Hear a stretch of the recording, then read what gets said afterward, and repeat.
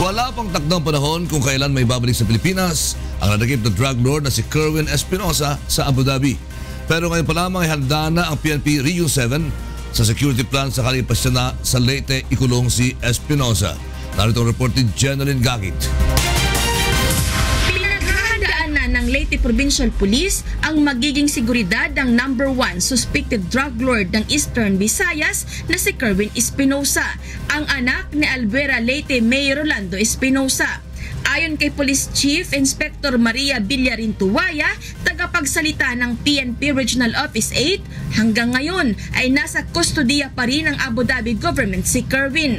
An iya deportation in Nalalangan with that kay ito na Ministry of Interior in Abu Dhabi ingin papanginano kung may adaba na violate hi Kerwin dito sa Abu Dhabi. May delay. Supposedly, and expected nga niya to, a day after haniya aresto, unta, mahangan hinaha Pilipinas. Hindi naman nagbigay ng impormasyon ng pulisya kung saan pansamantalang ikukulong si Kerwin sakaling i-turn over na ito sa Philippine government at dalhin sa Leyte. Ito ay upang matiyak ang seguridad dito, lalo na't isang high value profile ang nakababatang Espinosa. Posible itong maging testigo laban sa mga nalalaman nitong high-ranking government officials na protektor o sangkot sa illegal drug operations. Gayunpaman, hindi ito nangangahulugang maliligtas ito sa pagkakakulong dahil sa kinakaharap nitong mga kaso. Naton kaandaman it's seguridad in aandaman na ito naton Leyte Police Provincial Office iton pag-abot ni Kerwin Espinosa nga ni Leyte.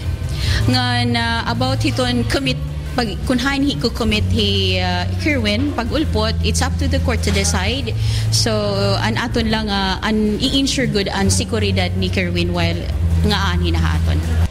Samantala, nananawagan rin ng PNP sa publiko na makipagtulungan sa ikadarakip ng isa pang itinuturing na high-value target sa riyon na si Ernesto Erning Gonzales. Nakatakas ito matapos makaengkwentro ang mga pulis sa Marabot Samar noong buwan ng Agosto. Jeneline Gakit, UNTV News and Rescue, Tacloban City.